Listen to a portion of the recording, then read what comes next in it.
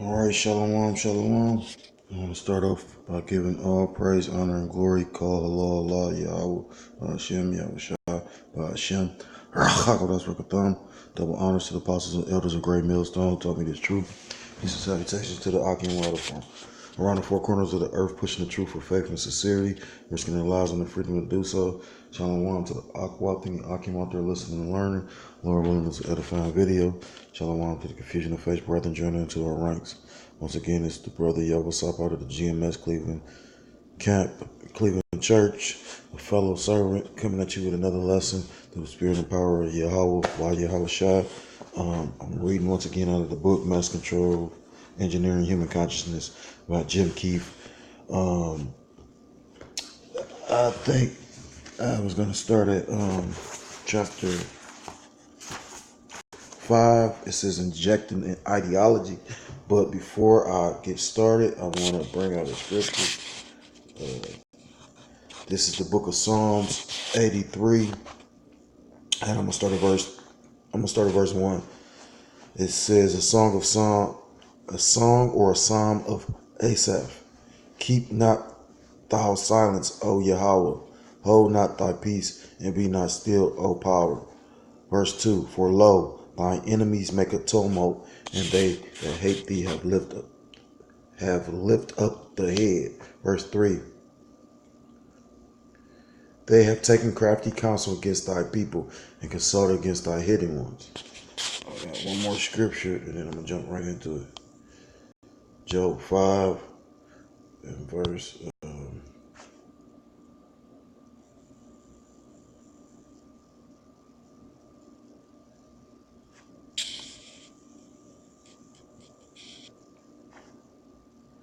This is book of Job, chapter 5, verse... the point is in 12 and 13. Well, yeah, the point is in 12 and 13, but I guess I'm going to start at verse 5. Job 5 and 8.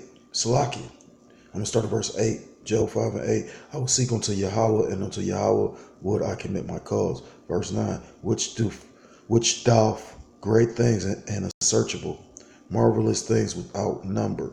Verse 10. Who giveth rain upon the earth, and sendeth waters upon the fields. Verse 11. To set up on high those that be low, that those which mourn may be exalted to safety.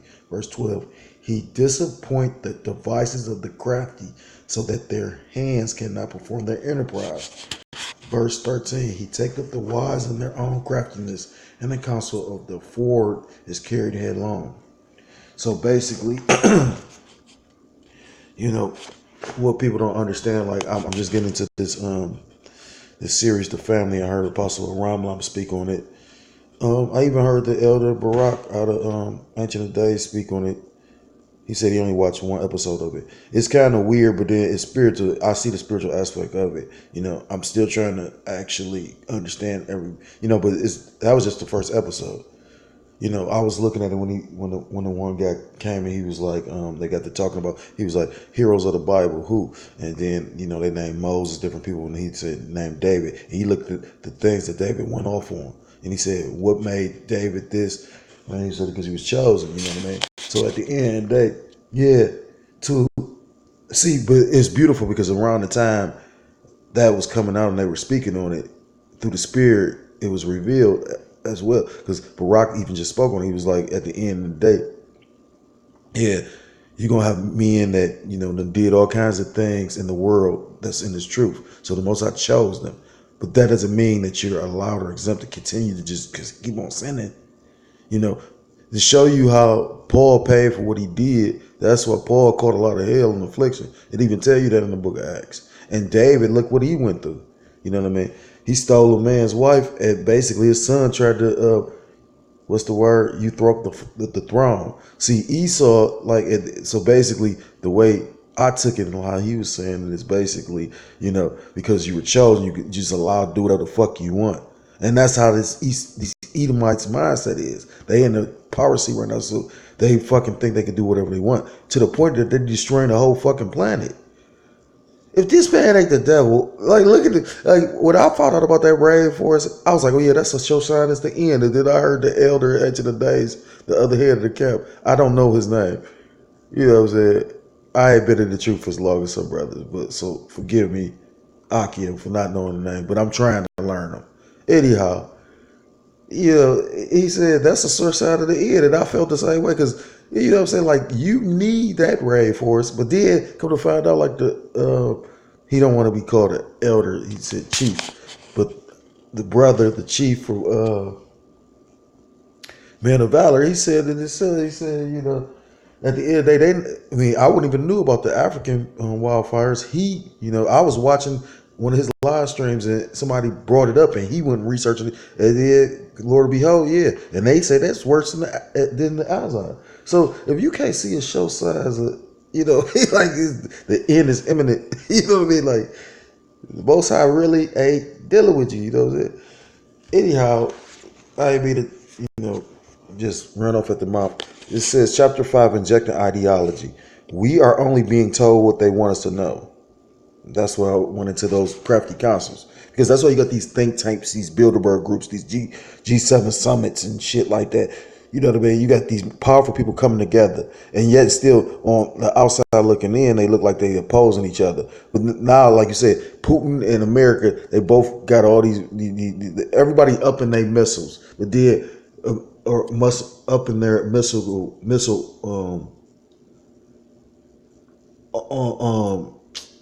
the strength of their missiles. You know, the size of their the nuclear stockpile. But then at the end of the day, you just had Trump sitting up and talking, yeah, you know, I would want I'll invite Putin to the next summit. You know what I'm saying? Like, so it's like geopolitical chess on top of, you know, behind the scenes, they do things to, like, for instance, they talking about in Hong Kong that they're talking about actually implementing martial law because those people are standing up. Because you know, when you really go into China and Hong Kong and all that, a lot of that area over there has already implemented the chip, just like Sweden and India and certain places. So America is the ones that slowly fall into suit.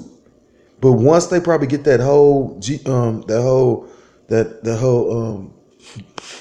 you know, the what's that, G5 or the whole the G5 network or whatever with the Internet of Things. Once that's up and running the way they want, that's when they're probably going to be implemented. You know what I mean? This wasn't deemed the year of Karagma for just to be saying it. You know, through the Spirit, Apostle Tahar was led to say that. You know what I mean? So, and then, truth be told, if you got a spiritual eye, you know what I mean, videos or how much information been brought out about the chip. This is the year that Elon Musk saying next year will be the year where he actually ready to start putting them in people. But if they saying that they ready to start doing it next year, that means they've already went through, you know, some kind of trial. They've already tried it. You know what I mean? That's Esau for you. You know, he searches out a thing. You know what I mean? Like, Salakia.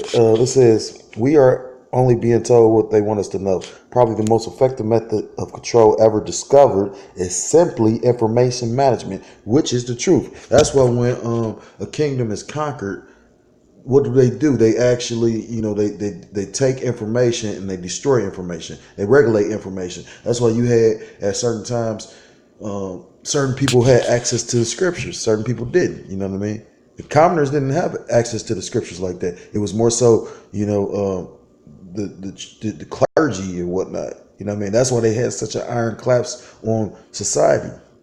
You know, and they do that to this day. You know what I mean? That's why the Vatican has such a vast library. You know what I mean? It's really deep. It says, because the more I know, or the more you know, and the less I know, you know what I mean? That makes you somewhat seem, I ain't gonna say, but it makes you seem omnipotent. You can see that. You see that now. I mean, any brother in the truth that goes out on the highways and byways and the knowledge that you accumulate in this thing, you can talk to a regular person. Now, what really pisses me off, though, how Satan throws spirits on people. Because I had a dude, you know what I mean? I sat up there, told him some stuff, and then one day we was conversating. He was like, "Oh, you know my stuff you done told me," and I didn't know. I mean, that wasn't true. I looked at him. I say, hold on. Name one thing that I told you that wasn't true. He couldn't name it. So I like we felt some kind of way about it. You know what I mean? Because at the end of the day, I know he had 2/3, but you know how you got them 2/3 that be like can't get right. You just wonder. I wonder if he gonna get it. I hope he gonna get it. And you know what I mean? At the end of the day, you know what I'm saying? Basically, it is so funny because we pride ourselves on it. Anything that you're told from a man of the truth that's actually not bugged out, actually, a true man or trying to be a man of the Lord that's following the law, statutes, commandments, doing the will of Yahweh while Yahweh Shai, you can go look up what they tell you. So my thing is, I asked, I say, did you look up one thing I told you? And the sad part, I was just listening to the brothers from Ancient Day. They literally was saying, it ain't no excuse. You got the power of a computer in your hand. A nigga do folly with it though. It's like right now, it's saying in the book of Daniel that knowledge shall increase. Knowledge has increased because you can go look up anything you want at the finger of your fingertips. You ain't got to wait weeks and months. You know what I mean? Hope that they allow you to go into presence of these scrolls and books. You know what I mean? Like you can look up whatever you want for the most part. And it's like certain men that's trying to, the Most High is dealing with or open up eyes, they actually getting smarter and most niggas getting stupider. You know what I mean? Because I know he didn't go look up anything. He went and talked to another person that's just as big as a nigga as he is. And, oh, well, I don't feel that's right. I mean, what kills me about this is this. You got a dude to say he's in the Islam, right? So then we'll get to talking about God. So he'll literally, oh yeah, God, God, God. And then he want to bring his ideology. Let's say it for what it is. You believe in a specific God. I believe in a specific God, correct? So then how the fuck do you want to make it seem like we dealing with the same God? It tells you, what's that, Proverbs? Can two walk together? Salaki, I'm assuming, I don't know for sure, so I don't want to misquote, man. Bring anything upon myself. But I know it's a scripture say, no, it's not even in Proverbs. What's that? I can't think of it right now. But it says, can two walk together unless at least they be agreed? So at the end of the day, no, you truly can't. And like the brother Tazapah said, hell no. You know what I mean? You can't. Because it's going to be some kind of confusion or some kind of misunderstanding or some kind of conflict.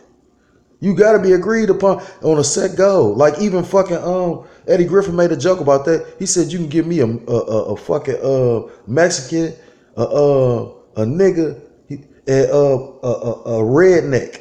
He said, and put us in a fucked up situation. He said we gonna survive even with our this. I mean, you know what I mean? Like rednecks don't like no niggas and no Mexicans. Mexicans don't even like niggas. Niggas like everybody. You know what I'm saying? Yes, but you know what I mean. I guess we've been through so much shit. That's why it says probably in scripture, the book of Genesis about Judah is a liar is an old liar who shall rouse him up. Because out of all the atrocities that happen to all these different people, Judah be the one that be sitting there. Oh, don't start that. You know what I mean? I'm wondering what's going. I mean, that's proven that because it's a rhetorical question. It's a rhetorical question. So, only person that's gonna rouse Judah up is the Most High. But when he rouse him up, oh my God, you know what I mean? So, Salaki, I ain't be to, digress and rub him off like that. So I'm gonna stop there.